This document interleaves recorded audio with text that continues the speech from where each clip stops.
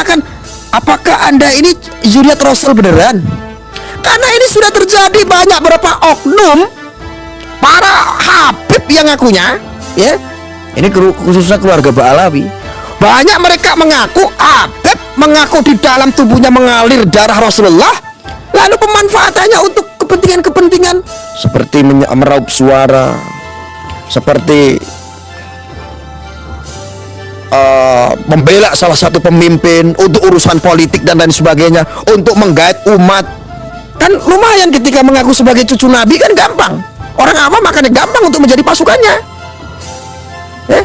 Dan yang jadi unik lagi, kita kaji secara ilmiah, secara logika aja deh, nggak usah pakai ilmiah, logika aja. Yang tidak beradab pun disembah.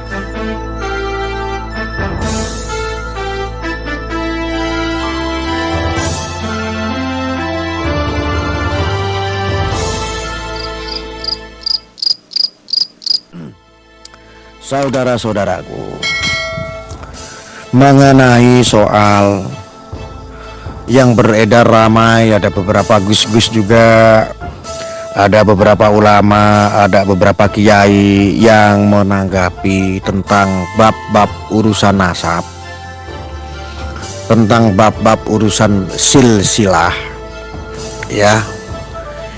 Bahkan statement-statement saya dengar dari siapa beliau itu, Gus Kautsar, ada dari banyak sekali ya, ceramah-ceramah yang akhirnya pada inti tujuannya adalah untuk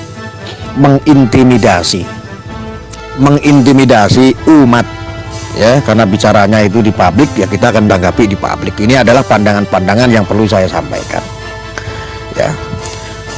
Artinya ceramah-ceramah yang membahas tentang nasab, akan tetapi sifatnya itu kok seperti intimidasi, sifatnya itu kok seperti menakut-nakuti. Nah, ini kalau saya mentelaah daripada ceramah-ceramah tersebut itu tidak betul itu.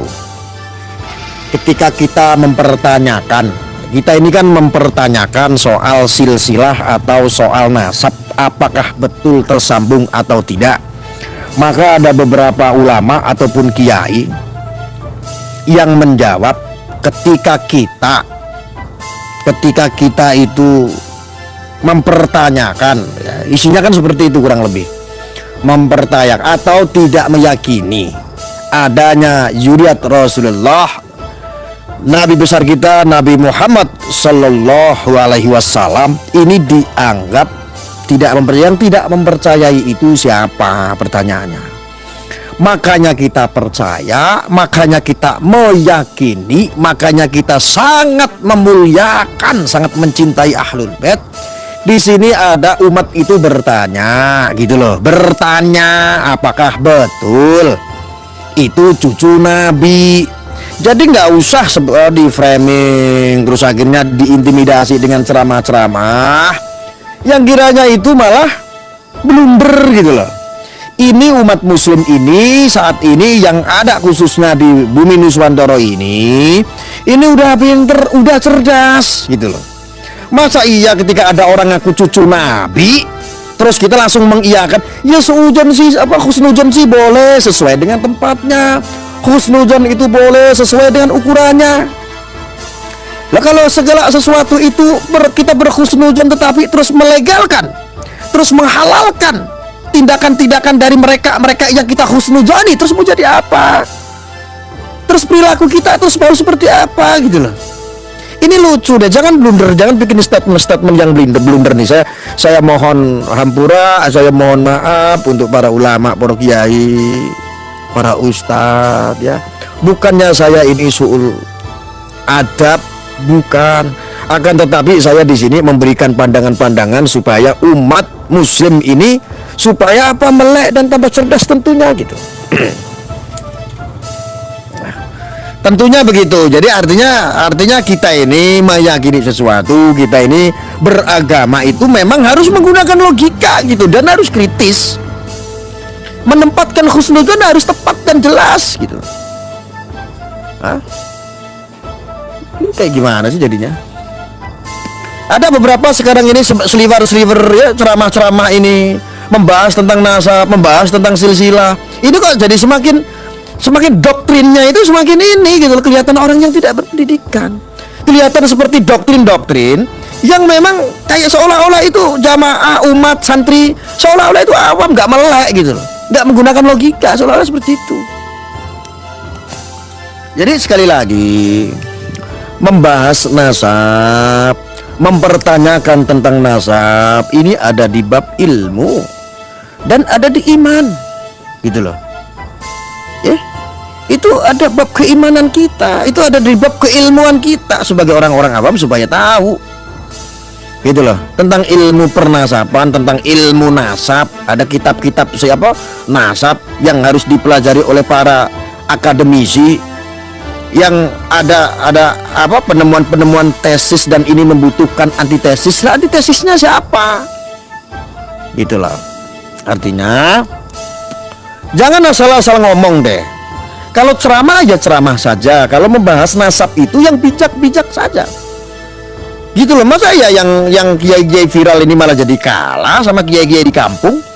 Kiai-kiai kampung ini yang nggak viral menggunakan logika, menggunakan sains, ikut belajar mengkaji secara ilmiah. Lah yang viral-viral ini kok seperti kayak endorse. Yang kiai-kiai viral ini, yang ulama-ulama viral ini kok kadang-kadang ini hanya demi, saya tahu semua punya kepentingan. Ya, semua punya kepentingan kok. Dan hakikat kepentingan intinya itu semuanya dapur. Tahu saya itu. Ya. Tahu kok saya. Hanya pengen terkenal, hanya pengen dapurnya aman, hanya pengen dihormati, hanya pengen, akhirnya cari aman masing-masing sehingga nggak menggunakan logika lagi. Ya. Masa ya kebenaran kalah dengan kepentingan? Ya saya sudah pernah bahas ini. Kebenaran kalah dengan kepentingan. Katanya kebenaran walaupun langit akan runtuh akan tetap disuarakan kebenaran. Ketika kita membahas kebenaran yang logika, kenapa nggak diapresiasi? Kok malah seolah-olah digembosi?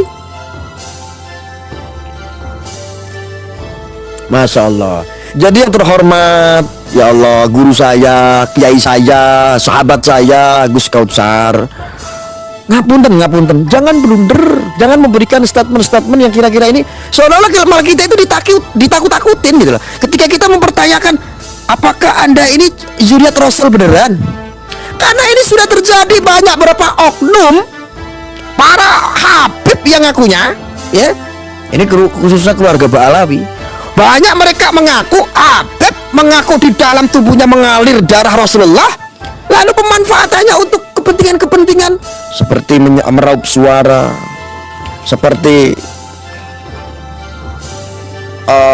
membela salah satu pemimpin untuk urusan politik dan lain sebagainya, untuk menggait umat. Kan lumayan ketika mengaku sebagai cucu Nabi, kan gampang. Orang awam makanya gampang untuk menjadi pasukannya. Dan yang jadi unik lagi, kita kaji secara ilmiah, secara logika aja deh, nggak usah pakai ilmiah, logika aja. Yang tidak beradab pun disembah, ceramah anjing babi pun diidolakan. Kenapa? Sejelek-jeleknya mereka adalah cucu Nabi. Allahu Akbar ya karim. Bahkan tidak kurang, sudah cukup rame. Ada sebuah peribahasa, walaupun suatu habib jahil sekalipun, bodoh sekalipun, lebih mulia daripada 70 kiai. Anda kemana saja? Anda menanggapi apa tidak? Aku tahu Anda itu galau, mau menanggapi itu takutnya apa? Berbenturan begitu kan? Walaupun dia tidak berakhlak, dia menghina ulama kiai pribumi. Anda kemana saja?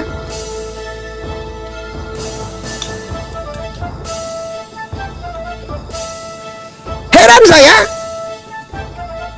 Anda kemana saja? Giliran santri, ulama, kiai, pribumi mempertanyakan itu, dicap sebagai pembenci zuriat Nabi. Ya apa sih? Ya apa? Terus piye nek ngene iki piye? Iki wong beragama pengen waras apa pengen genteng? Janganlah doktrin-doktrin kepada umat muslim, wabil khususnya doktrin itu menjadikan kita menjadi jahil, kembali kepada zaman jahiliyah.